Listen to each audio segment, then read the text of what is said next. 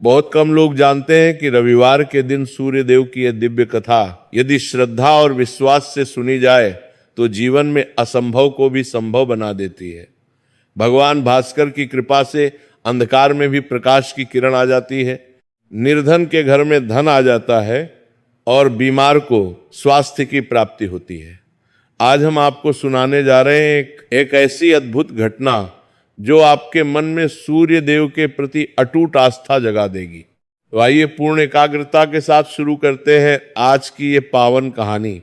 बहुत प्राचीन समय की बात है, जब धरती पर धर्म का पालन होता था और राजा प्रजा के पिता समान होते थे। उस युग में भारतवर्ष के उत्तर में हिमालय की तलहटी में एक अत्यंत विशाल और धनी राज्य था जिसका नाम था आदित्य नगर। यह नगर अपने व्यापार और सोने की खदानों के लिए पूरे देश में प्रसिद्ध था। नगर की सड़कें चौड़ी और साफ थीं, बाजारों में हर प्रकार का सामान मिलता था। व्यापारी दूर दूर से आते और अपना माल बेचते। नगर के चारों ओर ऊंची और मजबूत दीवारें थीं जो शत्रुओं से रक्षा करती थीं। वहां के राजा का नाम था महाराजा रुद्रसेन। राजा रुद्रसेन अपनी वीरता और कुशल शासन के लिए जाने जाते थे। उनकी सेना में हजारों हाथी, घोड़े और योद्धा थे।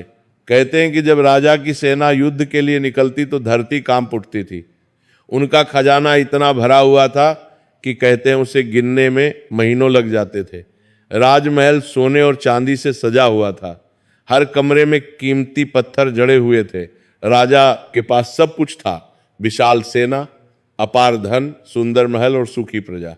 लेकिन राजा के व्यक्तित्व में एक बहुत बड़ी खामी थी और वह थी उनकी कटुवाणी और दूसरों का मजाक उड़ाने की आदत। राजा रुद्रसेन को लगता था कि वे इस संसार में सबसे बुद्धिमान और सबसे शक्तिशाली हैं। उनका यह अहंकार धीरे धीरे इतना बढ़ गया था कि वे किसी की भी बात नहीं सुनते थे। जो भी उनसे मिलता राजा उसमें कोई ना कोई कमी निकाल ही देते। यदि कोई गरीब उनके दरबार में याचना करने आता तो राजा उसकी दरिद्रता का मजाक उड़ाते। यदि कोई साधु उनसे मिलने आता तो राजा उनकी सादगी पर व्यंग्य करते। राजा को लगता था कि जो धनी नहीं है वह इस संसार में व्यर्थ है। उन्हें लगता था कि उनकी समृद्धि केवल उनकी बुद्धिमानी का परिणाम है, न कि ईश्वर की कृपा का। राजा के दरबार में कई विद्वान मंत्री और सलाहकार थे, लेकिन राजा का अहंकार इतना बढ़ गया था कि वे किसी की भी सलाह नहीं मानते थे। एक बार एक बूढ़े मंत्री ने राजा को सलाह दी कि उन्हें अपनी वाणी पर संयम रखना चाहिए। राजा ने उस मंत्री को भरी सभा में अपमानित कर दिया और कहा, तुम मुझे सलाह देने वाले कौन होते हो? तुम्हारी बुद्धि तो इतनी भी नहीं कि तुम अपना घर ठीक से चला सको। मैं राजा हूं, मुझे किसी की सलाह की जरूरत नहीं। बूढ़े मंत्री की आंखों में आंसू आ गए, लेकिन वे चुप रह गए। एक दिन राजा के दरबार में एक वृद्ध पुजारी आए। वे बहुत ही सरल वस्त्रों में थे और उनके हाथ में केवल एक कमंडल और रुद्राक्ष की माला थी। उनके चेहरे पर गहरी झुर्रियां थीं और शरीर कमजोर था, लेकिन उनकी आंखों में एक अजीब सी चमक थी। पुजारी ने राजा को विधिवत प्रणाम किया और अत्यंत विनम्रता से बोले, महाराज, मैं दूर गांव से आया हूं। हमारे गांव में भगवान शिव का एक प्राचीन मंदिर है जो कई 100 साल पुराना है। समय के साथ वो मंदिर टूट चुका है, छत गिर गई है, दीवारें दरक गई हैं। हम गरीब लोग हैं, हमारे पास इतने पैसे नहीं है कि हम उस मंदिर का जीर्णोद्धार करवा सकें। क्या आप उसके जीर्णोद्धार के लिए कुछ सहायता कर सकते हैं? भगवान आपको इसका फल अवश्य देंगे। राजा रुद्रसेन ने पुजारी को ऊपर से नीचे तक देखा। उन्होंने पुजारी के फटे हुए वस्त्र देखे, उनके पुराने चप्पल देखे और फिर जोर से हंसने लगे। दरबार में मौजूद सभी लोग राजा की हंसी सुनकर सकते में आ गए। राजा ने व्यंग्यात्मक लहजे में कहा, अरे महाराज, आप तो खुद ही इतने फटेहाल लग रहे हैं कि मुझे लग रहा है पहले आपको ही किसी मंदिर में शरण की जरूरत है। देखिए आपके वस्त्र कितने पुराने हैं, ऐसा लगता है जैसे कई सालों से धोए नहीं गए। और ये चप्पल, इससे तो नंगे पैर चलना बेहतर है। क्या आपके देवता भी आपकी तरह गरीब हैं? शायद इसीलिए आपका मंदिर भी टूट गया है। भगवान भी सोच रहे होंगे कि इतने गरीब भक्तों का क्या करें। दरबार में मौजूद कुछ मंत्री और सामंत राजा की बात सुनकर हंसने लगे, लेकिन कुछ लोग चुपचाप बैठे रहे। उन्हें राजा का ये व्यवहार पसंद नहीं आया, लेकिन वे कुछ बोल नहीं सके। पुजारी का चेहरा गंभीर हो गया। उनकी आंखों में गहरा दुख और निराशा झलकने लगी। पुजारी ने धीरे से लेकिन दृढ़ता से कहा, राजन, धन और वस्त्र तो नश्वर हैं, ये आज हैं तो कल नहीं भी हो सकते। असली संपत्ति तो मनुष्य के भीतर की विनम्रता और दया है। जिसके पास धन है लेकिन करुणा नहीं, वह तो मृतक के समान है। धन से बड़ा धर्म है और धर्म से बड़ा कोई खजाना नहीं। आप राजा हैं, प्रजा आप पर निर्भर है, लेकिन याद रखिए ये राजपाट भी स्थायी नहीं है। राजा को पुजारी की ये बात बिल्कुल पसंद नहीं आई। उनका चेहरा क्रोध से लाल हो गया। उन्होंने सिंहासन से उठते हुए ऊंची आवाज में कहा, बस बहुत हुआ, तुम मुझे उपदेश देने आए हो या भीख मांगने? मैं तुम्हें एक कौड़ी भी नहीं दूंगा। मेरा धन मेरी मेहनत की कमाई है। तुम जैसे आलसी लोग जो दिन भर मंदिर में बैठकर घंटी बजाते रहते हैं, उन्हें मैं एक पैसा भी नहीं दूंगा। जाओ यहां से, और अगर दोबारा मेरे दरबार में दिखे तो तुम्हें कारागार में डाल दूंगा। ये सुनकर पुजारी बिना कुछ कहे वहां से चले गए, लेकिन उनकी आंखों में एक गहरा दुख था। जाते समय उन्होंने एक बार पीछे मुड़कर राजा को देखा और मन ही मन कहा, भगवान इस अज्ञानी को सद्बुद्धि दो। राजा रुद्रसेन को इस घटना का कोई पछतावा नहीं हुआ। वे वापस अपने सिंहासन पर बैठ गए और अपने खजाने की गणना करने लगे। उन्हें अपने ऐश्वर्य में मस्त रहने की आदत थी। समय बीतता गया और राजा का ये व्यवहार और भी बिगड़ता गया। वे न केवल गरीबों का बल्कि अपने ही दरबारियों का भी अपमान करने लगे। एक बार उनके प्रमुख मंत्री ने एक महत्वपूर्ण सलाह दी कि पड़ोसी राज्य के साथ संधि कर लेनी चाहिए। राजा ने उसे बुद्धिहीन कहकर भरी सभा में अपमानित कर दिया। मंत्री ने दुखी मन से अपना पद त्याग दिया। राजा को लगने लगा था कि उन्हें किसी की सलाह या किसी की मदद की जरूरत नहीं है। राजा रुद्रसेन की रानी का नाम था महारानी चंद्रलेखा। रानी बहुत ही शांत स्वभाव की और धर्म में विश्वास रखने वाली महिला थी। उनका जन्म एक धार्मिक परिवार में हुआ था। उनके पिता एक महान विद्वान थे जिन्होंने उन्हें वेद, पुराण और धर्म की शिक्षा दी थी। रानी रोज सुबह ब्रह्म मुहूर्त में उठकर सूर्य देव की पूजा करती थी। वे मंदिर में दीप जलाती, धूप अगरबत्ती चढ़ाती और पूरी श्रद्धा से सूर्य देव को जल अर्पित करती थी। उनका यह नियम कभी नहीं टूटता था। इसके अलावा रानी गरीबों को भोजन और वस्त्र दान देती थी। महल में हर दिन सैकड़ों गरीब लोगों को भोजन कराया जाता था। ये सब रानी चंद्रलेखा की व्यवस्था थी। रानी ने कई बार राजा को समझाने की कोशिश की कि वे अपनी वाणी पर संयम रखें और दूसरों का सम्मान करें। एक रात जब राजा अपने शयन कक्ष में थे, रानी ने बहुत विनम्रता से कहा, महाराज, आप बहुत शक्तिशाली हैं, बहुत धनी हैं, लेकिन शक्ति और धन के साथ विनम्रता भी होनी चाहिए। जब आप किसी का अपमान करते हैं तो उसका दिल टूट जाता है। भगवान ये सब देख रहे हैं। लेकिन राजा ने रानी की बात को हंसी में उड़ा दिया और कहा, रानी, तुम भी इन पुजारियों की तरह बातें करने लगी हो।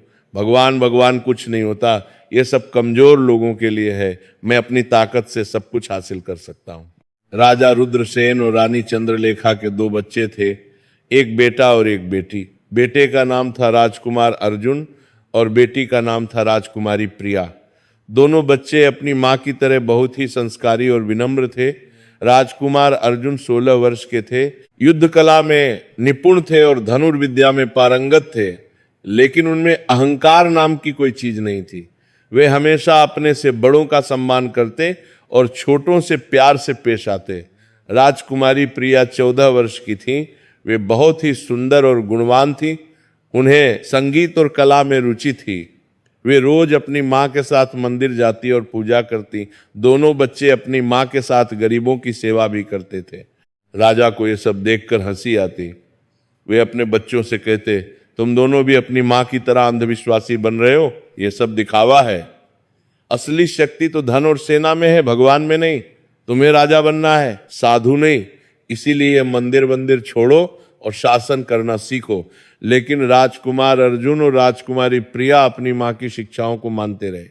एक बार रानी ने राजा से कहा, महाराज, कल रविवार है, सूर्य देव का दिन है। आप भी हमारे साथ सूर्य मंदिर चलिए और सूर्य देव को जल अर्पित कीजिए, ये बहुत शुभ होगा। राजा ने झुंझलाते हुए कहा, रानी, तुम भी कैसी बातें करती हो? मेरे पास इतना काम है। कल मुझे नए व्यापारियों से मिलना है। पूर्व के देश से व्यापारी आ रहे हैं जो मसाले और रेशम लेकर आ रहे हैं। मुझे सेना का निरीक्षण भी करना है, सैनिकों को प्रशिक्षण दिया जा रहा है और फिर मुझे नए करों की योजना भी बनानी है, राजकोष को और भरना है। मेरे पास सूरज को पानी चढ़ाने का समय नहीं है, और वैसे भी सूरज तो रोज निकलता है, मेरे पानी चढ़ाने से क्या फर्क पड़ता है। रानी ने धैर्य से समझाया, महाराज, सूर्यदेव प्रत्यक्ष देवता हैं, वे हमें जीवन देते हैं, ऊर्जा देते हैं। उनके प्रकाश के बिना इस धरती पर कुछ भी संभव नहीं है। आपकी फसलें, आपका व्यापार, सब कुछ सूर्यदेव की कृपा से ही है। उनका सम्मान करना हमारा कर्तव्य है। केवल आधे घंटे का समय लगेगा, कृपया चलिए। राजा ने हंसते हुए कहा, रानी, ये सब अंधविश्वास है। मैं केवल उसी चीज में विश्वास करता हूं जो मैं अपनी आंखों से देख सकता हूं और जिसे मैं छू सकता हूं। धन मेरे पास है, मैं उसे देख सकता हूं, गिन सकता हूं। सेना मेरे पास है, मैं उसे देख सकता हूं। यही मेरी असली शक्ति है।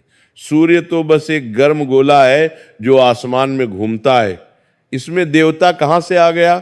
रानी चंद्रलेखा ने गहरी आह भरी और चुप हो गई। उन्हें डर था कि राजा का ये अहंकार एक दिन उनके पतन का कारण बनेगा।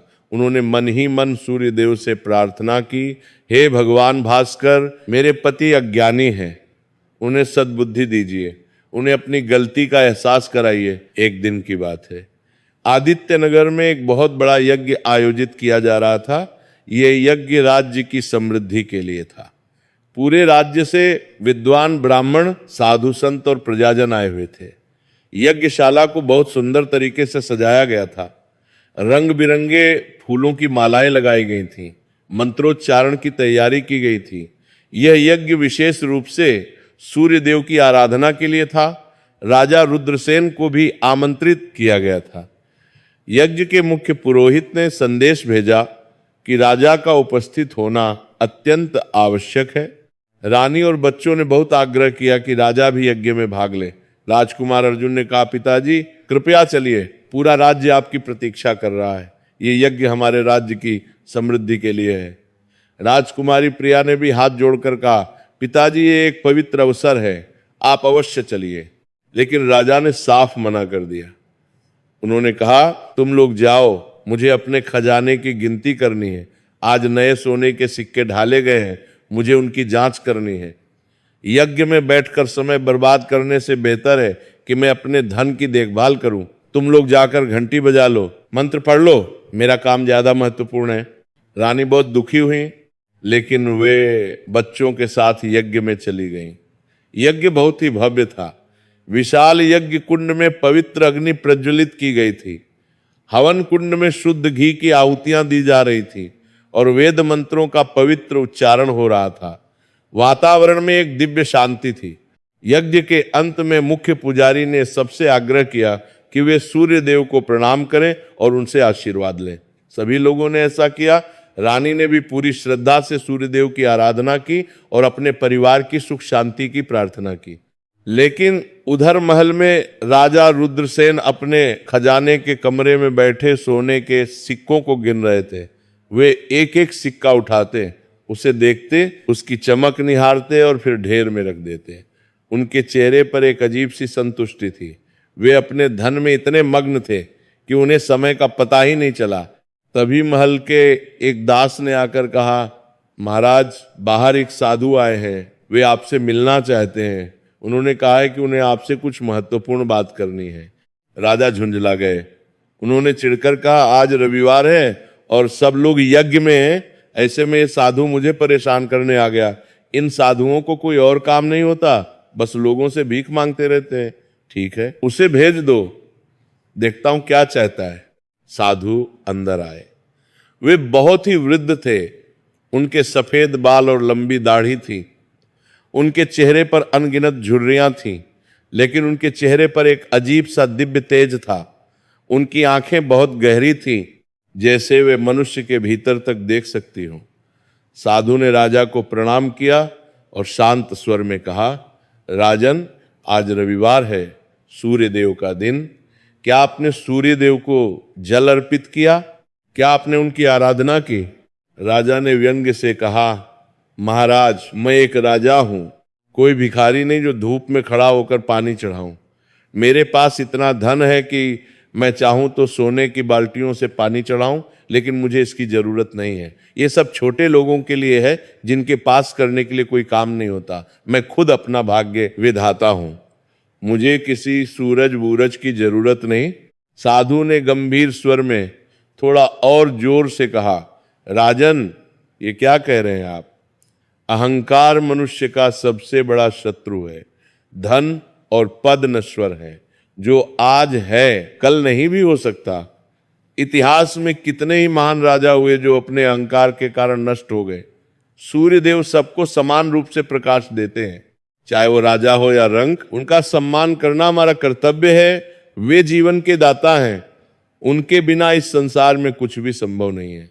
राजा को साधु की ये बात बिल्कुल पसंद नहीं आई। वे अपने सिंहासन से खड़े हो गए और क्रोध में बोले, बस बहुत हो गया, तुम मुझे उपदेश देने कौन होते हो? क्या तुमने कभी राज्य चलाया है? क्या तुमने कभी युद्ध लड़ा है? मैं राजा हूं, मेरे राज्य में जो मैं कहूं वही होता है। मैं किसी के सामने झुकता नहीं हूं। और रही बात सूर्य देव की, तो सूरज तो एक गर्म गोला है जो आसमान में घूमता है, बस इतना ही। उसमें देवता कहां से आ गया? ये तुम जैसे लोगों की कल्पना है। मैं वास्तविकता में विश्वास करता हूं, कहानियों में नहीं। साधु का चेहरा और भी गंभीर हो गया। उनकी आंखों में एक अजीब सी चमक आई। उन्होंने अपनी आवाज में दृढ़ता लाते हुए कहा, राजन, आप जो कह रहे हैं वह सूर्यदेव का घोर अपमान है। ये ब्रह्मांड के नियामक का अपमान है। इसके परिणाम बहुत भयंकर हो सकते हैं। मैं आपको अंतिम बार चेतावनी दे रहा हूं, अपने शब्दों को वापस लीजिए और सूर्यदेव से क्षमा मांगिए, अभी भी समय है। राजा ने और भी जोर से, लगभग पागलों की तरह हंसते हुए कहा, क्षमा? मैं किससे क्षमा मांगूं? एक गर्म गोले से? हा हा हा, साधु जी, आप भी मूर्खों की तरह बातें कर रहे हैं। आप ये सब बकवास लेकर किसी और के पास जाइए, मुझे अपना काम करने दीजिए। जाइए यहां से और मुझे परेशान मत कीजिए, वरना मैं अपने सिपाहियों को बुला लूंगा। साधु ने लंबी और गहरी सांस ली। उनके चेहरे पर दुख की एक छाया आई। उन्होंने अपना कमंडल उठाया और धीरे से बोले, जैसी आपकी इच्छा राजन, लेकिन याद रखिए, सूर्यदेव का अपमान करने वाले को उनका तेज और प्रकाश दोनों खोने पड़ते हैं। जो सूर्य का अपमान करता है वह अंधकार का शिकार हो जाता है। आपने स्वयं अपने भाग्य को चुनौती दी है। अब जो होगा वह आपके कर्मों का फल होगा। मैं आपके लिए प्रार्थना करूंगा, लेकिन अब सब कुछ भगवान भास्कर के हाथों में है। इतना कहकर साधु वहां से चले गए। उनके जाने के बाद कुछ देर के लिए कमरे में एक अजीब सी खामोशी छा गई। राजा ने इस बात को हवा में उड़ा दिया और वापस अपने सोने के सिक्कों की गिनती में लग गए। उन्हें लगा कि साधु बस डराने की कोशिश कर रहा था, लेकिन उस दिन के बाद से अजीब घटनाएं होने लगीं। अगले दिन सोमवार को जब राजा सुबह उठे तो उन्हें महसूस हुआ कि उनके शरीर में अजीब सी कमजोरी आ गई है। उनके हाथ पैर भारी लग रहे थे। उन्होंने सोचा शायद रात को ठीक से नींद नहीं आई होगी, लेकिन दिन भर वे थकान महसूस करते रहे। शाम तक उन्हें हल्का बुखार भी आ गया। मंगलवार को राजा के शरीर पर छोटे छोटे लाल दाने निकलने लगे, पहले केवल हाथों पर, फिर धीरे धीरे पूरे शरीर पर। दाने में खुजली होती थी।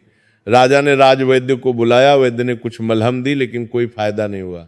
बुधवार को उनके चेहरे का रंग फीका पड़ने लगा। जो चेहरा हमेशा तेजस्वी रहता था वह अब मुरझाया हुआ लगने लगा।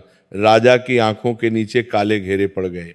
गुरुवार तक राजा की हालत और बिगड़ गई। उनकी त्वचा रूखी होने लगी और उन्हें भयंकर खुजली होने लगी। जहां वे खुजाते वहां घाव हो जाते। उनकी नींद उड़ गई।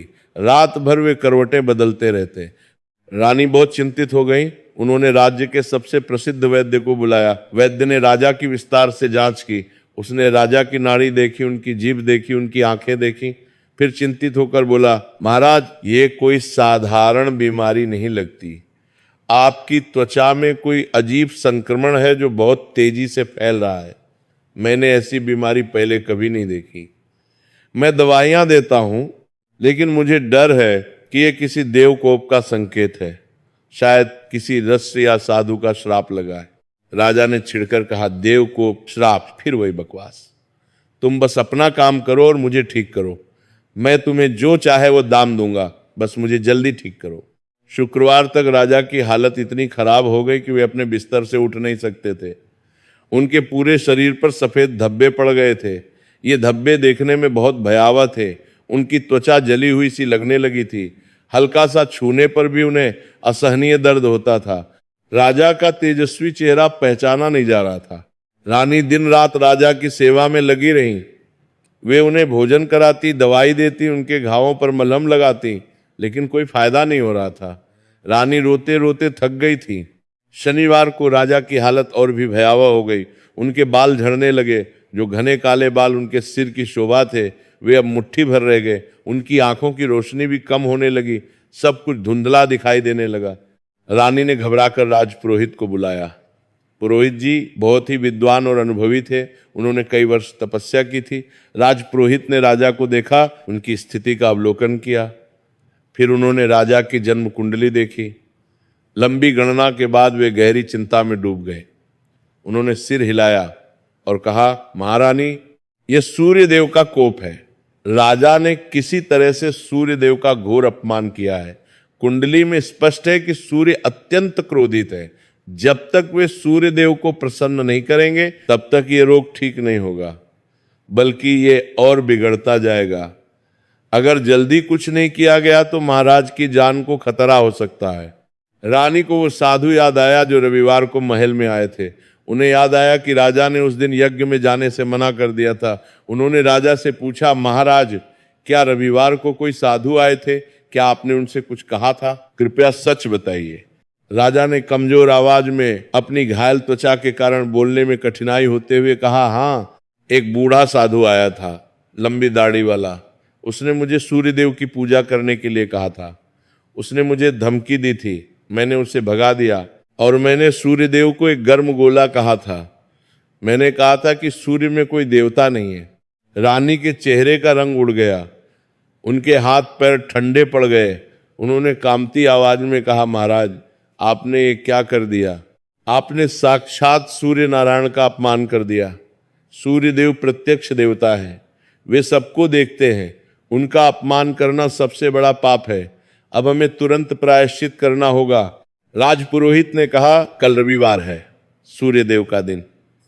हमें कल सुबह एक बहुत बड़ा सूर्य यज्ञ करना होगा, विधिवत पूजा करनी होगी और राजा को स्वयं पूरी विनम्रता के साथ सूर्यदेव से क्षमा मांगनी होगी। उन्हें अपने अहंकार को पूरी तरह त्यागना होगा। केवल तभी सूर्यदेव का दिन देव प्रसन्न हो सकते हैं। उस रात रानी ने नींद नहीं ली। वे पूरी रात मंदिर में बैठी सूर्यदेव से प्रार्थना करती रहीं, हे भगवान भास्कर, मेरे पति ने अज्ञानतावश आपका अपमान कर दिया, कृपया उन्हें क्षमा कर दीजिए, वे आपके शरण में हैं। रविवार की सुबह हुई। पूरे महल में हलचल थी। यज्ञ की विस्तृत तैयारियां की जा रही थी। महल के सामने एक विशाल यज्ञ कुंड बनाया गया। शुद्ध घी, समिधा, फूल, फल और अन्य पूजा सामग्री एकत्रित की गई। कई पंडितों को बुलाया गया, लेकिन राजा की हालत इतनी खराब थी कि वे खड़े भी नहीं हो सकते थे। उनका शरीर इतना कमजोर हो गया था कि वे बिस्तर से उठ नहीं पा रहे थे। रानी और पुरोहित ने मिलकर बहुत सावधानी से राजा को सहारा देकर यज्ञ स्थल तक लाया। कई सेवक उन्हें उठाकर ले गए। राजा का चेहरा पहचाना भी नहीं जा रहा था। जो एक समय सबसे सुंदर और तेजस्वी चेहरा था, वो अब घावों और धब्बों से भरा हुआ था। उनका वह राजसी रूप पूरी तरह नष्ट हो चुका था। जो लोग उन्हें देखते डर जाते। यज्ञ शुरू हुआ। महल के प्रांगण में सैकड़ों लोग इकट्ठे हो गए थे। पुरोहित ने पवित्र अग्नि प्रज्वलित की। वेद मंत्रों का उच्चारण शुरू हुआ। घी की आहुतियां दी जाने लगीं। पूरा वातावरण पवित्र हो गया। फिर पुरोहित ने राजा से कहा, महाराज, अब आपको सूर्यदेव से क्षमा मांगनी होगी। आपको पूरी विनम्रता और श्रद्धा से, सच्चे मन से उन्हें जल अर्पित करना होगा। याद रखिए, दिखावा नहीं चलेगा। सूर्यदेव मन की बात जानते हैं। राजा ने कांपते हाथों से तांबे का लोटा उठाया। रानी ने उसमें पवित्र जल, लाल फूल, लाल चंदन और चावल डाला। राजा को सहारा देकर सूर्यदेव के सामने खड़ा किया गया। सूर्य की किरणें उनके चेहरे पर पड़ रही थी, लेकिन राजा के मन में अभी भी थोड़ा अहंकार बाकी था। उन्होंने सोचा, मैं एक राजा हूं, मुझे किसी के सामने झुकने की जरूरत नहीं। ये सब बीमारी का असर है, दवाई से ही मैं ठीक हो जाऊंगा। ये सब पाखंड है। जब राजा ने जल अर्पित करने के लिए हाथ उठाया तो उन्होंने बिना किसी भाव के, बिना किसी श्रद्धा के, केवल औपचारिकता के तौर पर जैसे कोई काम निपटा रहे हो वैसे जल गिरा दिया। उनके मन में कोई विनम्रता नहीं थी, कोई प्रार्थना नहीं थी। वे बस जल्दी से यह रस्म पूरी करके वापस अपने बिस्तर पर जाना चाहते थे। सूर्य देव प्रत्यक्ष देवता हैं, वे सर्वज्ञ हैं, वे मन की बात जानते हैं। राजा का यह दिखावा, यह झूठी औपचारिकता उन्हें पसंद नहीं आई। आकाश में बादल घिरने लगे, यज्ञ समाप्त हुआ, लेकिन राजा की हालत में कोई सुधार नहीं हुआ, बल्कि शाम तक उनकी हालत और भी बिगड़ गई। उनकी आंखों की रोशनी लगभग पूरी तरह चली गई। अब उन्हें केवल धुंधली छायाएं दिखाई देती थीं। उनके शरीर पर नए घाव होने लगे जिनसे पीला पानी निकल रहा था। रानी फूट फूट कर रो पड़ी। राजकुमार अर्जुन और राजकुमारी प्रिया भी रोने लगे। पूरे महल में मातम सा छा गया। रानी ने पुरोहित से गिगियाते हुए पूछा, गुरुजी, हमने यज्ञ किया, पूजा की, फिर भी महाराज ठीक नहीं हुए, बल्कि और बिगड़ गए। अब क्या करें? क्या कोई उपाय नहीं है? पुरोहित ने गहरी सांस लेते हुए कहा, महारानी, यज्ञ तो हो गया, मंत्र भी पढ़े गए, लेकिन राजा के मन में अभी भी अहंकार है। मैं उनके चेहरे पर देख सकता था, उन्होंने केवल दिखावे के लिए जल अर्पित किया। उनके मन में कोई श्रद्धा नहीं थी, कोई पश्चाताप नहीं था। सूर्य देव को सच्ची श्रद्धा चाहिए, दिखावा नहीं। मुझे लगता है कि सूर्य देव राजा को एक बहुत कठोर पाठ पढ़ाना चाहते हैं। राजा को अब अपने अहंकार को पूरी तरह जड़ से त्यागना होगा। उन्हें समझना होगा कि धन पद सब कुछ नश्वर है। अगले कुछ दिनों में राजा की बीमारी की खबर पूरे राज्य में फैल गई। लोगों में तरह तरह की अफवाहें फैलने लगीं। कुछ कहते थे कि राजा को कोई श्राप लगा है, कुछ कहते थे कि ये किसी शत्रु का जादू टोना है। व्यापारी चिंतित हो गए, क्योंकि बिना राजा के नेतृत्व के व्यापार प्रभावित हो रहा था। पड़ोसी राज्यों के राजाओं को जब ये पता चला कि आदित्यनगर का राजा गंभीर रूप से बीमार है और लगभग अंधा हो गया है, तो उन्हें आक्रमण का सुनहरा अवसर नजर आया। पश्चिम की ओर का राज्य, जिसका राजा था दुर्योधन, वो बहुत समय से आदित्यनगर की समृद्धि से ईर्ष्या करता था। राजा दुर्योधन ने सोचा कि ये सही समय है आक्रमण करने का। उसने अपनी विशाल सेना तैयार की। हजारों योद्धा, सैकड़ों हाथी और घोड़े। एक रात अंधेरे में राजा दुर्योधन की सेना ने आदित्यनगर की सीमा पर हमला कर दिया। सीमा पर तैनात आदित्यनगर के सैनिक अचानक हमले से हैरान रह गए। युद्ध शुरू हो गया। आदित्यनगर की सेना बिना राजा के नेतृत्व के कमजोर पड़ गई। कई सैनिक युद्ध में बहादुरी से लड़े और शहीद हो गए, कुछ भाग खड़े हुए। राजा दुर्योधन की सेना ने आदित्यनगर के कई सीमावर्ती गांवों पर कब्जा कर लिया। गांव के लोगों को लूटा गया, उनके घर जला दिए गए। रानी चंद्रलेखा को जब ये भयानक खबर मिली तो वे घबरा गईं। दुश्मन राज्य की सीमा पार कर चुका था। उन्होंने तुरंत अपने बेटे राजकुमार अर्जुन को बुलाया। राजकुमार अर्जुन उस समय केवल 16 वर्ष के थे। वे युवा थे, लेकिन बहुत ही साहसी और कुशल योद्धा थे। उन्होंने अपने गुरु से युद्ध कला, धनुर्विद्या, तलवारबाजी सब कुछ सीखा था। रानी ने गंभीर स्वर में कहा, बेटा, बहुत कठिन समय आ गया है। तुम्हारे पिता अस्वस्थ हैं, लगभग अंधे हो गए हैं, और शत्रु हमारे राज्य पर हमला कर रहा है। हमारे गांव जल रहे हैं, हमारी प्रजा मर रही है। अब तुम्हें ही सेना का नेतृत्व करना होगा। मुझे पता है तुम बहुत युवा हो, लेकिन अब हमारे पास कोई और विकल्प नहीं है।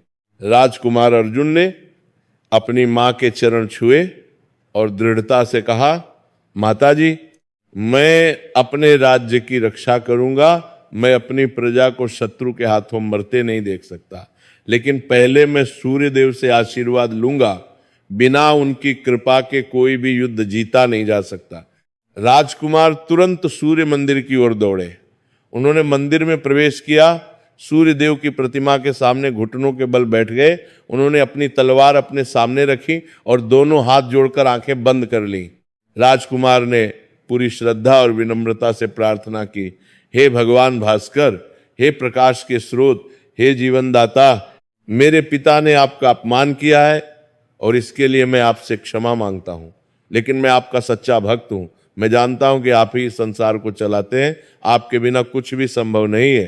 कृपया मुझे शक्ति दीजिए, कृपया साहस दीजिए कि मैं अपने राज्य और अपनी प्रजा की रक्षा कर सकूं। मैं अपनी जान की परवाह नहीं करता, लेकिन मेरी निर्दोष प्रजा को बचा लीजिए और यदि संभव हो तो मेरे पिता को क्षमा कर दीजिए। वे अज्ञानी थे, उन्हें अपनी गलती का एहसास हो रहा है। राजकुमार की सच्ची और भावपूर्ण प्रार्थना सुनकर सूर्यदेव प्रसन्न हुए। अचानक मंदिर के गर्भगृह में एक तेज प्रकाश फैल गया। राजकुमार ने महसूस किया कि उनके शरीर में एक अद्भुत ऊर्जा का संचार हो रहा है। उन्हें लगा जैसे कोई उनके कंधे पर हाथ रख रहा है।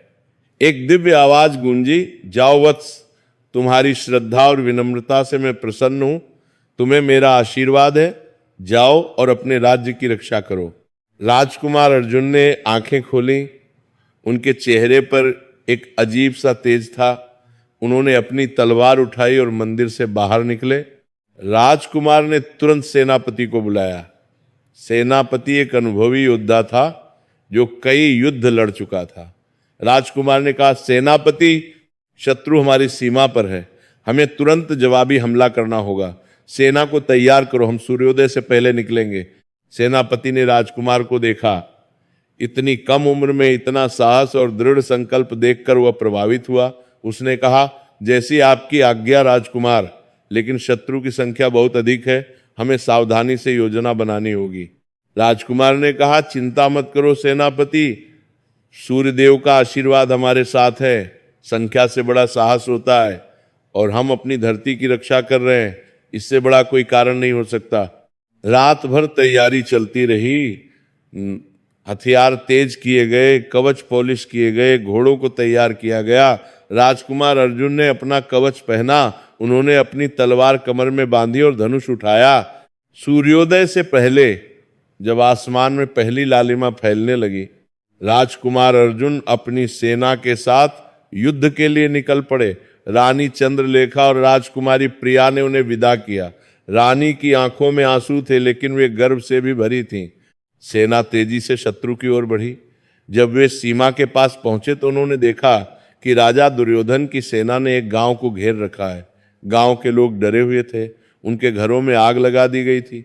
राजकुमार अर्जुन ने अपनी तलवार उठाई और ऊंची आवाज में ललकारा, ओ कायरों, जो निर्दोष लोगों पर हमला करते हो, अब मेरा सामना करो। मैं राजकुमार अर्जुन हूं, आओ और युद्ध करो। यदि तुम में हिम्मत है। राजकुमार की ललकार सुनकर शत्रु सेना हैरान रह गई। उन्हें उम्मीद नहीं थी कि आदित्यनगर की सेना इतनी जल्दी जवाबी हमला करेगी। भयंकर युद्ध शुरू हुआ। तलवारें टकराईं, बाणों की बौछार हुई, हाथियों की चिंगाड़ और घोड़ों की हिनहिनाहट से युद्ध का मैदान गूंज उठा। राजकुमार अर्जुन अद्भुत वीरता से लड़े। उनकी तलवार बिजली की तरह चमकती और शत्रुओं को काटती जाती। ऐसा लगता था जैसे सूर्यदेव स्वयं उनके साथ युद्ध कर रहे हैं। राजकुमार का साहस देखकर आदित्यनगर के सैनिकों में भी नई ऊर्जा आ गई। वे और जोश से लड़ने लगे। युद्ध कई घंटे चला, लेकिन राजकुमार की वीरता और रणनीति के आगे राजा दुर्योधन की सेना कमजोर पड़ने लगी। राजकुमार अर्जुन ने सीधे राजा दुर्योधन को चुनौती दी। दोनों में भयंकर द्वंद्व युद्ध हुआ। राजा दुर्योधन एक अनुभवी योद्धा था, लेकिन राजकुमार के पास सूर्यदेव का आशीर्वाद था। अंततः राजकुमार ने राजा दुर्योधन को परास्त कर दिया। दोनों में भयंकर द्वंद्व योधन के पास कारबाद थे। अंततः राजकुमार के पास सूर्यदेव का आशीर्वाद था। दोनों में भयंकर दुर्योधन के पास कर दिया। राजा दुर्योधन को हार का सामना करना पड़ा। उसने अपनी सेना को पीछे हटने का आदेश दिया। वे अपने घायल सैनिकों को लेकर वापस अपने राज्य की ओर लौट गए। आदित्यनगर की सेना ने जीत का उत्सव मनाया। राजकुमार अर्जुन विजयी होकर राजधानी लौटे। जब वे नगर में प्रवेश किए तो पूरी प्रजा ने उनका भव्य स्वागत किया। लोगों ने फूल बरसाए, मिठाइयाँ बांटी गईं, ढोल नगाड़े बजाए गए, लोग नारे लगा रहे थे, राजकुमार अर्जुन की जय, आदित्यनगर की जय। लेकिन राजकुमार का मन खुश नहीं था। उनका चेहरा गंभीर था। वे अपने पिता की हालत को लेकर बहुत चिंतित थे। महल पहुंचकर राजकुमार सीधे अपने पिता के कमरे में गए। उन्होंने देखा कि राजा की हालत और भी खराब हो चुकी थी। राजा पूरी तरह अंधे हो चुके थे। उनका शरीर केवल हड्डियों का ढांचा रह गया था। त्वचा सूख गई थी और पीली पड़ गई थी। उनके घावों से इतनी दुर्गंध आती थी कि कोई उनके पास जाने की हिम्मत नहीं करता था। केवल रानी चंद्रलेखा ही अपने पति के प्रति कर्तव्य निभाते हुए दिन रात उनकी सेवा में लगी रहती थी। वे उनके घाव धोती, मलहम लगाती, उन्हें भोजन कराती। राजकुमार अर्जुन को अपने पिता की यह हालत देखकर बहुत दुख हुआ। उनकी आंखों में आंसू आ गए। वे अपनी मां के पास गए और रोते हुए कहा, माताजी, पिताजी की ये हालत देखकर मेरा दिल टूट रहा है। जो एक समय इतने शक्तिशाली थे, इतने तेजस्वी थे, आज उनकी ये दशा हो गई। क्या कोई उपाय नहीं है जिससे वे ठीक हो सके? रानी ने आंसू पोंछते हुए, हिचकियां लेते हुए कहा, बेटा, मैंने हर संभव उपाय किया। राज्य के सभी वैद्यों को बुलाया, दूर दूर से हकीमों को बुलवाया, हर तरह की दवाई दी, लेकिन कुछ भी काम नहीं आया। केवल सूर्य देव ही तुम्हारे पिता को बचा सकते हैं। लेकिन तुम्हारे पिता के मन में अभी भी थोड़ा अहंकार बाकी है। वे यज्ञ में केवल दिखावे के लिए गए थे। उन्होंने सच्चे मन से क्षमा नहीं मांगी।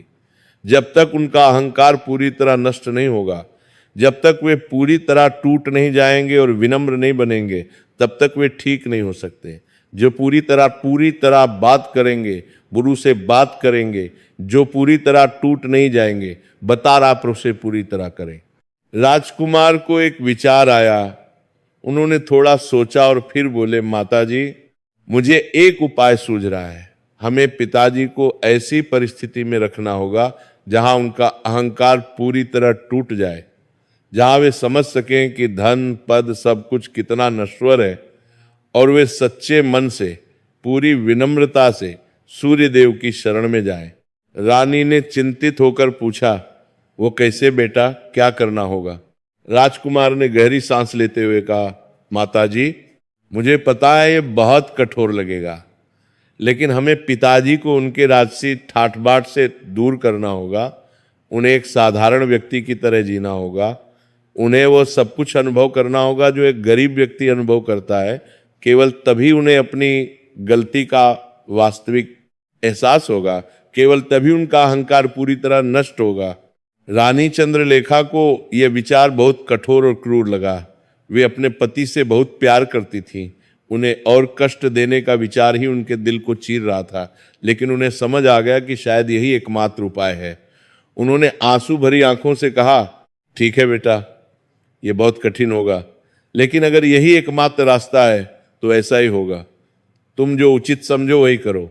भगवान भास्कर तुम्हारा साथ दें। उसी रात राजकुमार अर्जुन ने एक कठोर लेकिन जरूरी योजना बनाई। अगले दिन उन्होंने मंत्रिपरिषद की एक आपात बैठक बुलाई।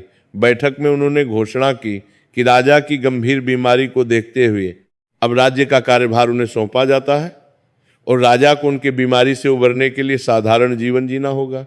उन्होंने आदेश दिया कि राजा को महल के एक साधारण, बल्कि साधारण से भी नीचे के कमरे में स्थानांतरित कर दिया जाए। वह कमरा जहां पहले नौकर रहते थे, उस कमरे में कोई राजसी सुविधा नहीं थी। न तो रेशम के गद्दे थे, न ही सोने की सजावट, केवल एक साधारण चारपाई और एक मटकी। राजा के पास अब न तो नरम बिस्तर था, न ही सेवकों की फौज, न ही वे महंगे इत्र, न ही कीमती वस्त्र। उन्हें केवल साधारण, बहुत ही साधारण भोजन दिया जाता था। कभी कभी तो सूखी रोटी और नमक। जब राजा को इस साधारण कमरे में लाया गया तो वे बहुत हैरान हुए। यद्यपि वे अंधे थे, लेकिन वे महसूस कर सकते थे कि वातावरण बदल गया है। वे बोले, ये क्या हो रहा है? मैं कहाँ हूँ? मुझे मेरे शयन कक्ष में वापस ले चलो। ये जगह बहुत घटिया है, यहाँ से बदबू आ रही है। लेकिन कोई उत्तर नहीं आया। राजा को बहुत गुस्सा आया। वे चिल्लाने लगे, कोई है? मेरे सेवक कहाँ हैं? मुझे यहाँ से ले चलो। लेकिन फिर भी कोई नहीं आया। थोड़ी देर बाद राजकुमार अर्जुन आए। राजा ने आवाज पहचानी और बोले, अर्जुन, ये क्या हो रहा है? मुझे इस घटिया जगह में क्यों लाया गया है? किसने ये आदेश दिया? राजकुमार अर्जुन ने बहुत ही शांत लेकिन दृढ़ स्वर में कहा, पिताजी आप अब राजा नहीं हैं। आपकी यह हालत देखकर मंत्रिपरिषद ने निर्णय लिया है कि जब तक आप स्वस्थ नहीं हो जाते तब तक राज्य का कार्यभार मुझे सौंपा जाए और आपको एक साधारण नागरिक की तरह रहना होगा। ये आपके भले के लिए है। राजा को बहुत गुस्सा आया, उनका चेहरा क्रोध से लाल हो गया। वे चिल्लाए, क्या मैं राजा नहीं हूं? तुम मुझसे मेरा सिंहासन छीन रहे हो। ये विद्रोह है, ये राजद्रोह है। लेकिन राजकुमार ने धैर्य से कहा, पिताजी ये आपके भले के लिए है, आपको समझना होगा, कृपया धैर्य रखिए। इतना कहकर राजकुमार वहां से चले गए। राजा बहुत देर तक क्रोध में चिल्लाते रहे, लेकिन वे कुछ कर नहीं सकते थे। उनकी आंखों की रोशनी जा चुकी थी, शरीर में इतनी ताकत नहीं थी कि वे खड़े भी हो सकें। वे बस उस साधारण चारपाई पर लेटे रहे, अपने भाग्य को कोसते रहे। दिन बीतते गए और राजा की हालत और भी बिगड़ती गई। अब उन्हें अपने हाथों से खाना खाना पड़ता था। वे अंधे थे, इसलिए उन्हें रोटी तलाशनी पड़ती। कभी कभी खाना उनके हाथ से गिर जाता और फर्श पर बिखर जाता, तब वे भूखे रह जाते। उन्हें अपनी सफाई भी खुद ही करनी पड़ती थी। जो राजा कभी सोने की थालियों में खाना खाते थे, आज वे टूटी मिट्टी की थाली में खा रहे थे। जो राजा कभी रेशम के बिस्तर पर सोते थे, आज वे एक टूटी चारपाई पर सो रहे थे। जो राजा कभी अपने पैर जमीन पर नहीं रखते थे, आज वे टूटी पर सोते थे। आज वे गंदगी में पड़े हुए थे। ये परिवर्तन इतना अचानक और इतना कठोर था कि राजा का मन टूटने लगा। वे रात भर जागते और सोचते। उन्हें अपने किए गए सभी अपमान याद आने लगे। उन्हें वह वृद्ध पुजारी याद आया जिसका उन्होंने मजाक उड़ाया था। उन्हें वह साधु याद आया जिसे उन्होंने धमकी दी थी। एक दिन राजा को बहुत तेज भूख लगी। दोपहर हो गई थी, लेकिन किसी ने उन्हें खाना नहीं दिया। उन्होंने पानी मांगा, लेकिन कोई नहीं आया। वे तड़पते रहे, उनका गला सूख रहा था। तभी उन्हें किसी के पैरों की आहट सुनाई दी। इसके लिए पानी मांगा, लेकिन राजा ने विनती करते हुए कहा, कौन है?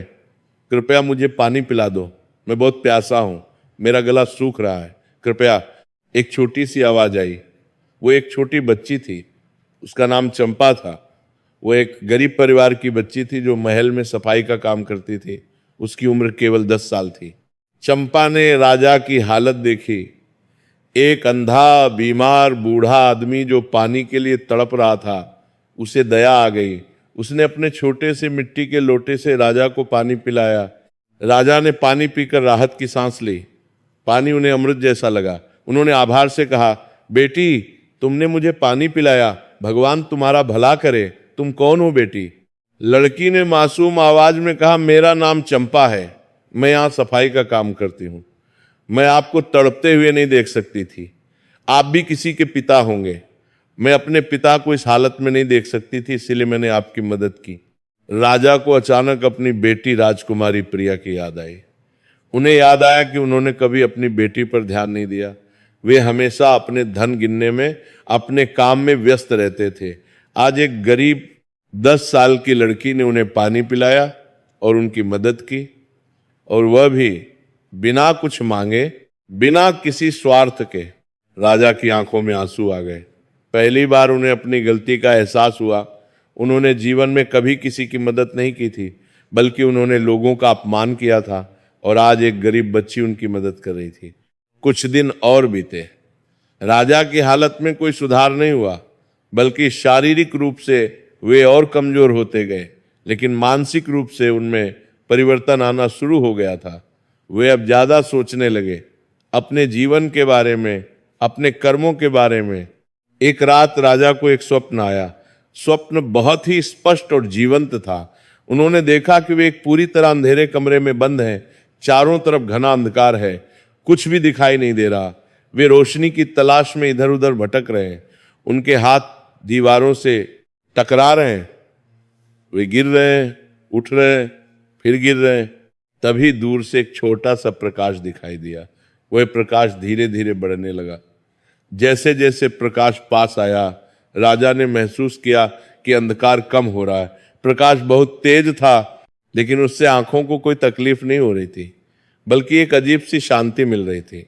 जैसे जैसे प्रकाश और पास आया, राजा ने देखा कि कोई साधारण प्रकाश नहीं था। प्रकाश के बीच में एक दिव्य मूर्ति थी। वह साक्षात सूर्य देव थे। उनका तेज असहनीय था, लेकिन उनका चेहरा बहुत शांत और करुणामय था। वे सुनहरे वस्त्र पहने हुए थे। उनके हाथ में एक कमल का फूल था। सूर्यदेव ने गंभीर लेकिन दयालु स्वर में कहा, राजन रुद्रसेन, तुमने मेरा अपमान किया। तुमने मुझे गर्म गोला कहा। तुमने कहा कि मुझ में कोई देवता नहीं है। तुम्हें लगा कि तुम्हारा धन और पद ही सब कुछ है, लेकिन देखो आज तुम कहाँ हो। तुम्हारा धन, तुम्हारा सिंहासन, तुम्हारी ताकत, तुम्हारा तेज, सब कुछ तुमसे छिन गया।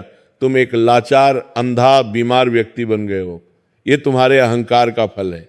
राजा ने रोते हुए, गिड़गिड़ाते हुए कहा, भगवान मुझे क्षमा कर दीजिए। मैं बहुत बड़ा अज्ञानी था, मैं मूर्ख था। मुझे नहीं पता था कि आप इतने शक्तिशाली हैं। मुझे अपनी गलती का एहसास हो गया है। कृपया मुझ पर दया कीजिए।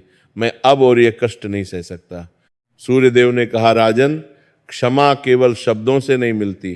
क्षमा तब मिलती है जब मन से अहंकार पूरी तरह जड़ से निकल जाता है, जब व्यक्ति पूरी तरह विनम्र हो जाता है, जब वो समझ जाता है कि वो इस विशाल ब्रह्मांड में एक छोटा सा अंश मात्र है। तुम्हारे मन में अभी भी थोड़ा अहंकार बाकी है। जब तक तुम पूरी तरह विनम्र नहीं हो जाते, जब तक तुम ये नहीं समझ जाते कि धन पद सब कुछ मेरी कृपा से है, तब तक तुम्हें यह कष्ट भोगना होगा। राजा ने हाथ जोड़कर सिर झुकाकर कहा, भगवान मुझे बताइए कि मैं क्या करूं। मैं अपना अहंकार कैसे त्यागूं? मुझे क्या करना होगा? सूर्य देव ने गंभीरता से कहा, तुम्हें उन लोगों की सेवा करनी होगी जिनका तुमने अपमान किया था। तुम्हें गरीबों, साधुओं, जरूरतमंदों और असहायों की मदद करनी होगी। तुम्हें समझना होगा कि हर इंसान बराबर है, चाहे वो राजा हो या रंक। और सबसे महत्वपूर्ण, तुम्हें सच्चे मन से, बिना किसी अपेक्षा के, केवल प्रेम और भक्ति से मुझसे क्षमा मांगनी होगी। तुम्हें समझना होगा कि तुम मेरे बिना कुछ भी नहीं हो। इतना कहकर सूर्यदेव का प्रकाश धीरे धीरे कम होने लगा और वे अदृश्य हो गए। राजा फिर से अंधकार में रह गए, लेकिन इस बार अंधकार उतना भयावह नहीं था। राजा के मन में एक आशा की किरण जगी थी। राजा की नींद खुल गई। उन्हें पसीना आ गया था। उनका पूरा शरीर कांप रहा था, लेकिन उन्हें अब स्पष्ट समझ आ गया था कि उन्हें क्या करना है। उन्हें अपने अहंकार को पूरी तरह त्यागना है। उन्हें सच्चे मन से सूर्यदेव की भक्ति करनी है।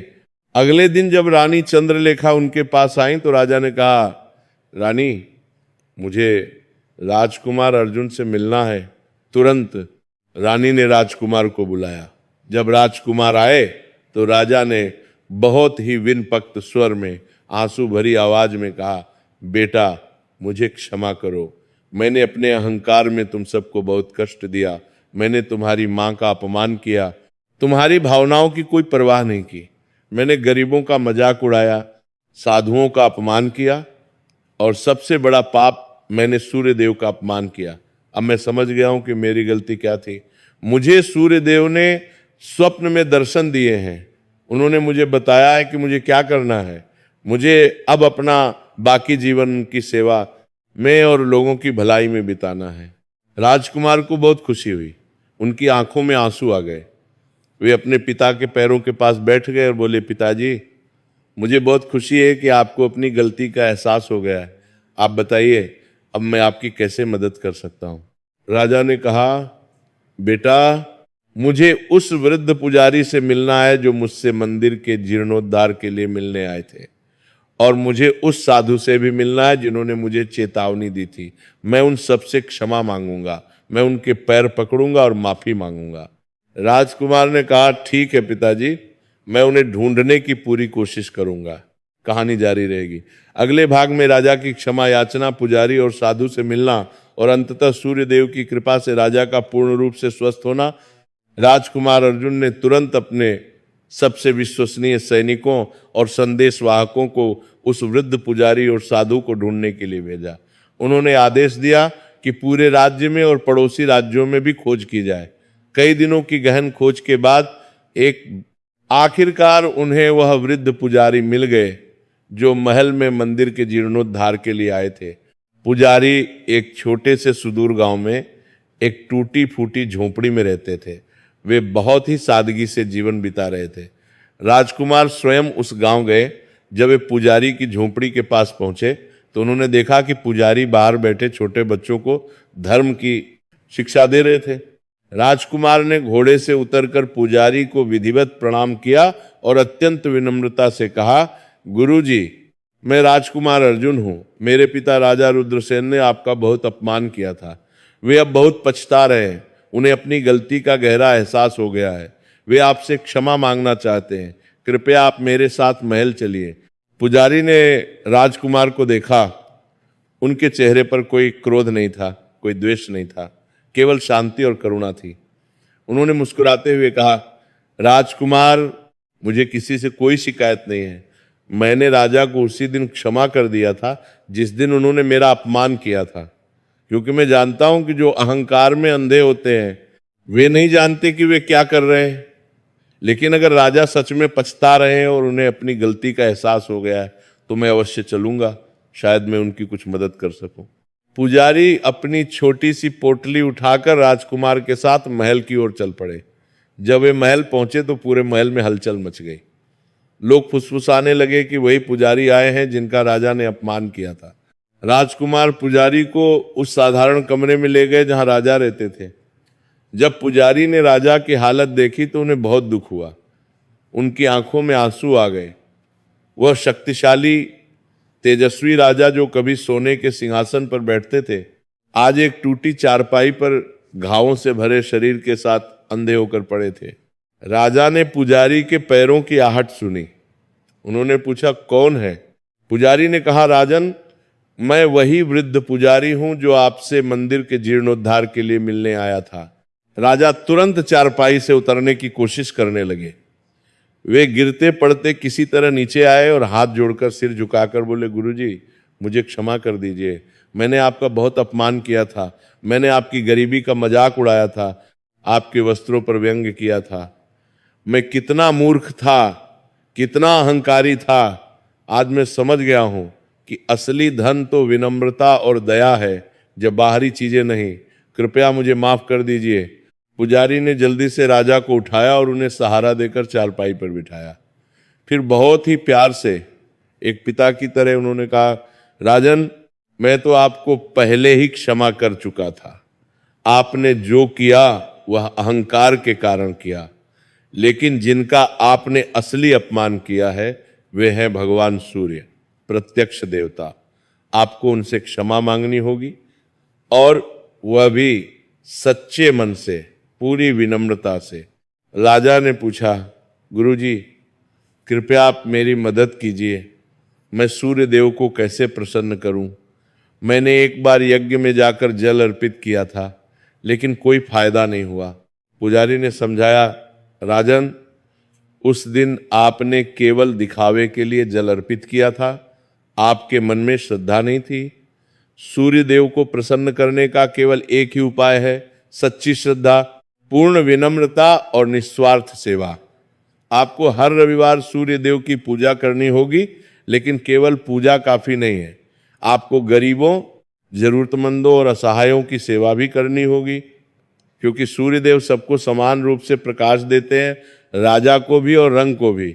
जो उनका सच्चा भक्त है वह भी सबको समान रूप से प्यार और सम्मान देता है। राजा ने कहा, लेकिन गुरुजी, मैं तो अंधा हूं और मेरा शरीर घावों से भरा है। मैं बिस्तर से उठ भी नहीं सकता। मैं कैसे सेवा करूंगा? पुजारी ने गहरी सांस लेते हुए एक मुस्कान के साथ कहा, राजन, सेवा केवल शरीर से नहीं, मन से भी होती है। आप अपने मन को शुद्ध कीजिए, अपने हृदय से सभी बुराइयों को निकाल दीजिए, अपने धन का सदुपयोग कीजिए, गरीबों को दान दीजिए, अस्पताल बनवाइए, विद्यालय खुलवाइए, और सबसे महत्वपूर्ण, अपने अहंकार को पूरी तरह जड़ से त्याग दीजिए। जब आपका मन पूरी तरह शुद्ध हो जाएगा तो सूर्य देव की कृपा अवश्य होगी। राजा ने आंसू बहाते हुए पुजारी के चरण छुए और कहा, गुरुजी, मैं आपकी हर बात मानूंगा। कृपया आप मेरा मार्गदर्शन करते रहिए। मैं अब अपना बाकी जीवन सूर्य देव की सेवा में और लोगों की भलाई में बिताऊंगा। पुजारी कुछ दिन महल में रुके। उन्होंने राजा को सूर्य उपासना की विधि विस्तार से समझाई। उन्होंने बताया कि कैसे रोज सुबह उठकर सूर्य देव को जल अर्पित करना है, कैसे उनकी स्तुति करनी है, कैसे उनके 12 नामों का जाप करना है। उसी दिन से राजा रुद्रसेन ने अपने जीवन में परिवर्तन लाना शुरू कर दिया। यद्यपि वे अभी भी अंधे और रोगी थे, लेकिन उनके मन में एक नई ऊर्जा आ गई थी, एक नया संकल्प जाग गया था। उन्होंने राजकुमार से कहा कि राजकोष से गरीबों को अन्न और वस्त्र बांटे जाएं। उन्होंने उस टूटे हुए मंदिर के जीर्णोद्धार के लिए प्रचुर मात्रा में धन भेजा। राजा ने आदेश दिया कि राज्य के हर गांव में अन्न क्षेत्र खोले जाएं, जहां गरीब लोग मुफ्त में भोजन कर सकें। उन्होंने कहा कि उनके राज्य में कोई भूखा न सोए। हर रविवार को राजा स्वयं सूर्य मंदिर जाते, रानी और राजकुमार उन्हें सहारा देकर मंदिर तक ले जाते। राजा बहुत कमजोर थे, हर कदम पर उन्हें तकलीफ होती थी, लेकिन वे हार नहीं मानते थे। राजा अपने हाथों से, कांपते हाथों से तांबे का लोटा उठाते और सूर्य देव को जल अर्पित करते। इस बार उनके मन में पूरी श्रद्धा थी, पूरी विनम्रता थी। वे पूरे भाव से सूर्य देव की स्तुति करते। कभी कभी स्तुति करते करते उनकी आवाज भर आती और वे रो पड़ते, लेकिन अभी भी उनकी बीमारी में कोई सुधार नहीं हो रहा था। कई महीने बीत गए। राजा लगातार पूजा करते रहे, दान करते रहे, लेकिन उनकी शारीरिक स्थिति में कोई सुधार नहीं हुआ। वे निराश होने लगे। एक दिन उन्होंने पुजारी से उदास स्वर में कहा, गुरुजी, मैं कई महीनों से नियमित रूप से पूजा कर रहा हूँ, मैं दान कर रहा हूँ, सेवा कर रहा हूँ, लेकिन मेरी हालत में कोई सुधार नहीं हो रहा, बल्कि कभी कभी लगता है कि और बिगड़ रही है। क्या सूर्य देव ने मुझे क्षमा नहीं किया? क्या मैं जीवन भर ऐसे ही रहूंगा? पुजारी ने धैर्य से, बहुत ही प्यार से समझाया, राजन, धैर्य रखिए, ये परीक्षा का समय है। सूर्यदेव आपकी परीक्षा ले रहे हैं। वे देखना चाहते हैं कि आपकी श्रद्धा सच्ची है या नहीं, स्थायी है या अस्थायी। अगर आप केवल इसीलिए पूजा कर रहे हैं कि आप ठीक हो जाएं, तो ये स्वार्थ है, ये सच्ची भक्ति नहीं है। लेकिन अगर आप बिना किसी अपेक्षा के, बिना किसी इच्छा के, केवल प्रेम और श्रद्धा से, कृतज्ञता से पूजा करेंगे, तो सूर्यदेव अवश्य प्रसन्न होंगे। भगवान देर से देते हैं, लेकिन अंधेर नहीं करते। आपको विश्वास रखना होगा। राजा को समझ आ गया। उन्होंने महसूस किया कि वे अभी भी एक सौदा कर रहे थे। मैं पूजा करूंगा तो भगवान मुझे ठीक करेंगे। ये सच्ची भक्ति नहीं थी। उन्होंने तय किया कि अब वे अपनी बीमारी के बारे में नहीं सोचेंगे। वे केवल सूर्य देव की भक्ति करेंगे और लोगों की सेवा करेंगे, चाहे वे ठीक हों या न हो। राजा ने अपने महल के एक बड़े हिस्से को अस्पताल में बदल दिया, जहां गरीब और बीमार लोगों का मुफ्त इलाज होता था। उन्होंने राज्य भर से अच्छे वैद्यों को बुलाया और उन्हें अच्छा वेतन देकर इस अस्पताल में नियुक्त किया। उन्होंने अपने धन से राज्य में कई कुएं और तालाब बनवाए ताकि लोगों को पानी की कमी ना हो। सड़कों का निर्माण करवाया ताकि यात्रा आसान हो। धर्मशालाएं बनवाई ताकि यात्री आराम कर सकें। राजा रोज सुबह उठकर, यद्यपि वे अंधे थे और उन्हें बहुत तकलीफ होती थी, सूर्यदेव की स्तुति करते। फिर अपना पूरा दिन लोगों की भलाई की योजनाएं बनाने में बिताते। वे राजकुमार को बुलाते और कहते, बेटा, उत्तर के गांव में सूखा पड़ रहा है, वहां तालाब बनवाओ। पूर्व के गांव में स्कूल की जरूरत है, वहां एक विद्यालय खोलो। पश्चिम में कुछ विधवा महिलाएं हैं जिन्हें सहारे की जरूरत है, उन्हें महीने का खर्च दो।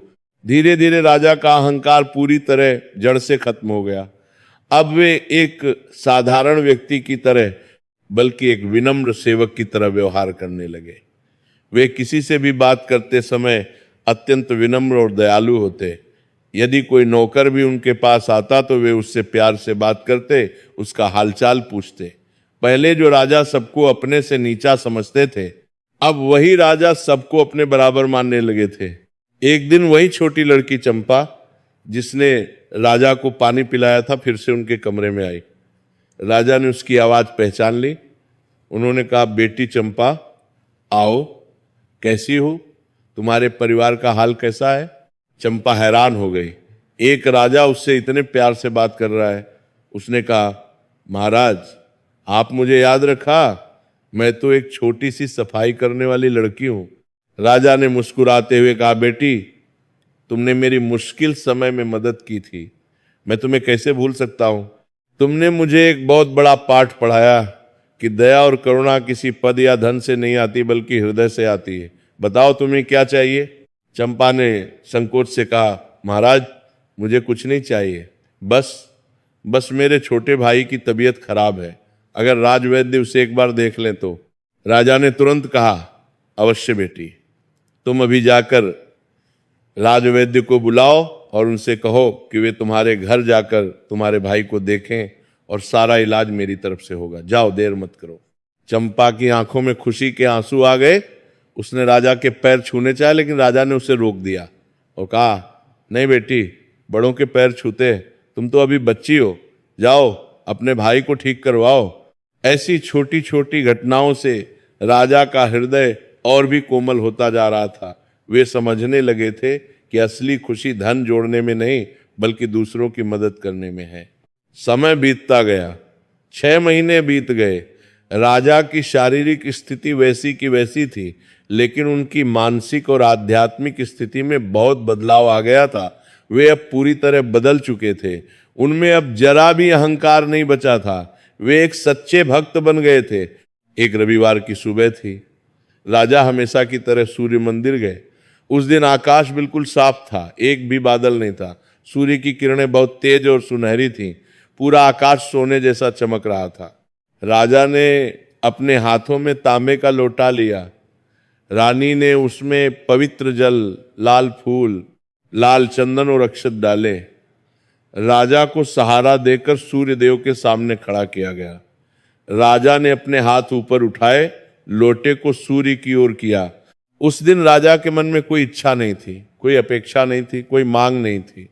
उन्होंने केवल प्रेम और कृतज्ञता से, गहरी श्रद्धा से भाव विभोर होकर सूर्य देव से कहा, हे भगवान भास्कर, हे दिवाकर, हे जगत के प्राणदाता, आपने मुझे जीवन दिया, आपने मुझे प्रकाश दिया, आपने मुझे सब कुछ दिया, लेकिन मैं अज्ञानी था, मैं मूर्ख था, मैंने आपका अपमान किया, आपकी निंदा की। आपने मुझे दंड दिया और मैंने वो दंड स्वीकार किया। ये दंड मेरे पापों का प्रायश्चित था। अब मैं केवल यही चाहता हूं कि मेरे जीवन के बाकी दिन, चाहे वे कितने भी हों, मैं आपकी सेवा में और लोगों की भलाई में बिताऊं। चाहे मैं अंधा ही रहूं, चाहे मेरा शरीर ऐसा ही रहे, मुझे कोई शिकायत नहीं, मुझे कुछ नहीं चाहिए, बस आपकी कृपा मुझ पर बनी रहे। आप मुझे इतनी शक्ति दीजिए कि मैं लोगों की सेवा कर सकूं। मैं आपका सेवक हूं, आपका दास हूं, मेरा जीवन आपको समर्पित है।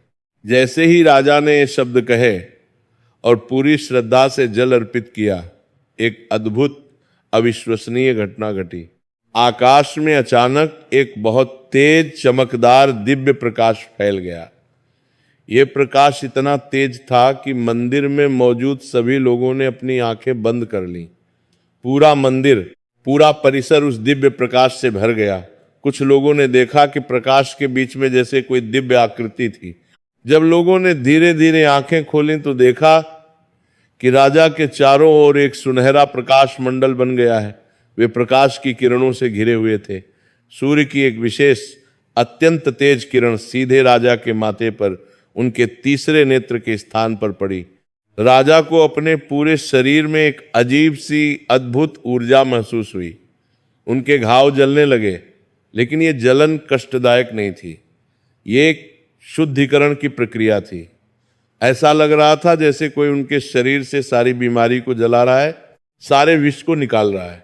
धीरे धीरे लोगों की आंखों के सामने एक चमत्कार होने लगा। राजा के शरीर के सभी घाव ठीक होने लगे। नई कोमल चमकदार त्वचा घावों की जगह उभरने लगी। सफेद धब्बे गायब होने लगे। त्वचा का रंग वापस आने लगा। राजा का मुरझाया चेहरा फिर से तेजस्वी होने लगा। और सबसे बड़ा चमत्कार, राजा की आंखों की रोशनी वापस आने लगी। पहले धुंधला, फिर धीरे धीरे स्पष्ट। राजा ने अपनी आंखें खोली और पहली बार कई महीनों बाद उन्हें रोशनी दिखाई दी। सबसे पहले उन्हें सामने सूर्य देव दिखाई दिए। सूर्य की किरणें इतनी सुंदर, इतनी दिव्य, इतनी मनमोहक लग रही थी। राजा की आंखों में खुशी के आंसू आ गए। वे जमीन पर गिर पड़े और सूर्य देव को बार बार प्रणाम करने लगे। वे रो रहे थे, हंस रहे थे, धन्यवाद दे रहे थे। रानी चंद्रलेखा, राजकुमार अर्जुन और राजकुमारी प्रिया सब फूट फूट कर रो पड़े। ये खुशी के आंसू थे, कृतज्ञता के आंसू थे। पूरा मंदिर भगवान सूर्य की जय के नारों से गूंज उठा। सूर्य देव की जय, भगवान भास्कर की जय। धीरे धीरे राजा खड़े हुए। उनका शरीर अब पहले से भी अधिक तेजस्वी हो गया था। उनके चेहरे पर एक अलौकिक कांति थी, एक दिव्य तेज था। उनकी आंखों में एक अजीब सी चमक थी। ये अहंकार की चमक नहीं थी, बल्कि भक्ति और विनम्रता की चमक थी। लेकिन सबसे बड़ा बदलाव उनके स्वभाव में था। अब उनमें कोई अहंकार नहीं था, कोई घमंड नहीं था। वे पूरी तरह विनम्र और दयालु हो गए थे। तभी आकाशवाणी हुई। एक गंभीर दिव्य करुणामय आवाज गूंजी। भगवान सूर्य ने कहा, राजन रुद्रसेन, तुमने अपने अहंकार को जीत लिया। तुमने अपने अहं को पूरी तरह मिटा दिया।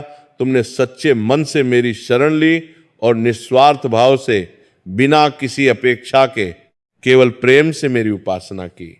तुमने लोगों की सेवा की। मैं तुमसे बहुत प्रसन्न हूं। आज से तुम्हारा जीवन सुख, समृद्धि और शांति से भरा होगा। तुम दीर्घायु होगे, तुम्हारा राज्य फलेगा फूलेगा। लेकिन याद रखना, ये सब तुम्हें अहंकार के लिए नहीं, बल्कि विनम्रता के साथ जीने के लिए दिया गया है। तुम हमेशा याद रखना कि धन, पद, स्वास्थ्य सब कुछ मेरी कृपा से है। कभी भी अहंकार मत करना, हमेशा लोगों की सेवा करते रहना। राजा ने हाथ जोड़कर आंसुओं से भीगी आंखों से कांपती आवाज में कहा, भगवान, आपकी अपार कृपा है। मैं शब्दों में अपनी कृतज्ञता व्यक्त नहीं कर सकता। मैं जीवन भर आपका आभारी रहूंगा और आपकी दी हुई शिक्षा को कभी नहीं भूलूंगा। मैं हमेशा लोगों की सेवा करता रहूंगा। मेरा जीवन अब आपकी सेवा में समर्पित है। सूर्य देव ने आशीर्वाद दिया। प्रकाश धीरे धीरे कम होने लगा और सब कुछ सामान्य हो गया। लेकिन राजा के चेहरे पर वो दिव्य तेज बना रहा। राजा रुद्रसेन पूरी तरह स्वस्थ होकर अपने परिवार के साथ महल लौटे। जब वे महल के द्वार पर पहुंचे तो पूरे नगर में खुशी की लहर दौड़ गई। खबर तेजी से फैल गई कि राजा ठीक हो गए हैं, उन्हें सूर्यदेव का आशीर्वाद मिल गया है। पूरी प्रजा ने दीप जलाकर, मिठाइयां बांटकर और उत्सव मनाकर राजा के स्वस्थ होने का जश्न मनाया। रात भर नगर में दीपों की रोशनी रही, ढोल नगाड़े बजते रहे। अगले दिन राजा ने दरबार में एक भव्य सभा बुलाई। पूरा दरबार सजाया गया। सभी मंत्री, सामंत, सेनापति और प्रजा के प्रतिनिधि उपस्थित थे। राजा ने सिंहासन पर बैठकर घोषणा की, मेरे प्रिय प्रजाजनों, आप सबने मेरे कठिन समय में मेरा साथ दिया। आज मैं आप सबके सामने कुछ घोषणाएं करना चाहता हूं। पहली घोषणा, आज से हमारे राज्य में हर रविवार को सूर्य देव की विशेष पूजा होगी। हर गांव में, हर नगर में सूर्य मंदिर बनाए जाएंगे और हर रविवार को गरीबों और जरूरतमंदों को भोजन और वस्त्र बांटे जाएंगे। दूसरी घोषणा, हमारे राज्य में अब से कोई भी व्यक्ति किसी का अपमान नहीं करेगा, चाहे वो अमीर हो या गरीब, राजा हो या रंक, सभी को समान सम्मान मिलेगा। जो कोई भी किसी का अपमान करेगा उसे कठोर दंड दिया जाएगा। तीसरी घोषणा, राज्य के हर बड़े नगर में एक अस्पताल बनाया जाएगा जहां गरीबों का मुफ्त इलाज होगा। हर गांव में एक विद्यालय खोला जाएगा जहां सभी बच्चे, चाहे वे गरीब हों या अमीर, मुफ्त शिक्षा प्राप्त कर सकेंगे। चौथी घोषणा, मैं अपने पुत्र राजकुमार अर्जुन को युवराज घोषित करता हूं। वे अब राज्य के कई महत्वपूर्ण कार्यों की देखरेख करेंगे। मैं उन्हें शासन का प्रशिक्षण दूंगा ताकि जब समय आए तो वे एक योग्य और दयालु राजा बने। पूरा दरबार तालियों से गूंज उठा। प्रजा खुश थी। उन्होंने देखा कि उनका राजा वास्तव में बदल गया है। राजा ने अपने जीवन के बाकी दिन धर्म और प्रजा की भलाई में बिताए। उन्होंने राज्य के विभिन्न हिस्सों में अनेक सूर्य मंदिरों का निर्माण करवाया। हर मंदिर बहुत सुंदर था। हर मंदिर में गरीबों के लिए मुफ्त भोजन की व्यवस्था थी। राजा ने यह भी आदेश दिया कि हर रविवार को राज्य के सभी अधिकारी और मंत्री सूर्य मंदिर में जाकर पूजा करेंगे और स्वयं गरीबों को भोजन परोसेंगे। ये एक क्रांतिकारी कदम था। जब राजा और मंत्री स्वयं गरीबों को भोजन परोसते तो गरीब लोगों को लगता कि वे भी समाज का सम्मानित हिस्सा हैं। इससे समाज में समानता की भावना बढ़ी। अमीर और गरीब के बीच की दूरी कम हुई। राजा रुद्रसेन की कहानी धीरे धीरे पूरे देश में फैल गई। दूसरे राज्यों के राजा भी आदित्यनगर आने लगे। वे देखना चाहते थे कि कैसे एक अहंकारी राजा एक विनम्र और दयालु राजा बन गया। राजा रुद्रसेन उन सबको अपनी कहानी सुनाते और कहते, मित्रों, मैं एक समय बहुत अहंकारी था। मुझे लगता था कि मेरा धन और मेरी शक्ति ही सब कुछ है। लेकिन सूर्य देव ने मुझे एक कठोर पाठ पढ़ाया। उन्होंने मुझे दिखाया कि धन और पद कितने नश्वर हैं, एक पल में सब कुछ बदल सकता है। असली शक्ति तो विनम्रता और दया में है। जो राजा अपनी प्रजा से प्यार करता है, जो गरीबों की सेवा करता है, वही सच्चा राजा है। कई वर्ष बीत गए। राजा रुद्रसेन के शासन में आदित्यनगर बहुत समृद्ध और खुशहाल हो गया। व्यापार फला फूला, खेती में अच्छी फसलें हुई, लोग सुखी और संतुष्ट थे। कोई भूखा नहीं था, कोई बीमार इलाज के बिना नहीं मरता था। हर बच्चा शिक्षा प्राप्त कर रहा था। राजकुमार अर्जुन ने युवराज के रूप में बहुत अच्छा काम किया। उन्होंने सेना को और मजबूत बनाया, लेकिन यह सुनिश्चित किया कि सेना का उपयोग केवल रक्षा के लिए हो। उन्होंने पड़ोसी राज्यों के साथ मैत्रीपूर्ण संबंध बनाए। आदित्यनगर एक शांतिप्रिय और समृद्ध राज्य बन गया। राजकुमारी प्रिया ने महिलाओं की शिक्षा और सशक्तिकरण के लिए बहुत काम किया। उन्होंने कई विद्यालय खोले जहां लड़कियां पढ़ सकती थी। उन्होंने महिलाओं को कुटीर उद्योग में प्रशिक्षण दिया ताकि वे आर्थिक रूप से स्वतंत्र हो सकें। रानी चंद्रलेखा ने स्वास्थ्य और स्वच्छता पर ध्यान दिया। उन्होंने सुनिश्चित किया कि हर गांव में साफ पानी की सुविधा हो, हर जगह स्वच्छता हो। राजा रुद्रसेन कभी भी अपने पिछले दिनों को नहीं भूले। वे रोज सुबह सूर्य मंदिर जाते और सूर्य देव को धन्यवाद देते। वे हमेशा कहते, भगवान, आपने मुझे नया जीवन दिया। मेरा यह जीवन अब आपकी सेवा में है। कई वर्षों बाद जब राजा रुद्रसेन बूढ़े हो गए, उन्होंने राजगद्दी अपने पुत्र अर्जुन को सौंप दी। राजकुमार अर्जुन एक महान राजा बने। उन्होंने अपने पिता की शिक्षाओं का पालन किया और प्रजा की सेवा करते रहे। राजा रुद्रसेन ने अपने जीवन के अंतिम दिन भी सूर्य मंदिर में ही बिताए। एक रविवार की सुबह सूर्योदय के समय सूर्य देव को जल अर्पित करने के बाद राजा ध्यान में बैठ गए। वे गहरे ध्यान में चले गए। उनके चेहरे पर परम शांति थी, एक मुस्कान थी। धीरे धीरे उनकी श्वास रुक गई। राजा रुद्रसेन ने सूर्य देव की गोद में उनके प्रकाश में अपने प्राण त्याग दिए। कहते हैं कि उस समय पूरा मंदिर एक दिव्य प्रकाश से भर गया और लोगों ने महसूस किया कि राजा की आत्मा सूर्य देव में विलीन हो गई। पूरे राज्य में शोक की लहर दौड़ गई, लेकिन ये शोक निराशा का नहीं था। लोग जानते थे कि राजा एक महान आत्मा थे जो अब सूर्य देव के साथ हो गए हैं। राजा का अंतिम संस्कार बहुत भव्य तरीके से किया गया। पूरे राज्य के लाखों लोग उन्हें श्रद्धांजलि देने आए। राजा रुद्रसेन की कहानी आज भी लोग सुनाते हैं। ये कहानी एक सबक है, एक शिक्षा है। ये थी राजा रुद्रसेन और सूर्य देव की अद्भुत कृपा की पूर्ण कहानी। इस कहानी से हमें अनेक महत्वपूर्ण शिक्षाएं मिलती हैं, जो कि पहली शिक्षा, अहंकार मनुष्य का सबसे बड़ा दुश्मन है। चाहे हम कितने भी ऊंचे पद पर क्यों ना हो, कितने भी धनी क्यों ना हो, हमें हमेशा विनम्र रहना चाहिए। अहंकार हमारा पतन कर सकता है। दूसरी शिक्षा, सूर्यदेव प्रत्यक्ष देवता हैं। वे हमें जीवन, ऊर्जा और प्रकाश देते हैं। उनका सम्मान करना हमारा कर्तव्य है।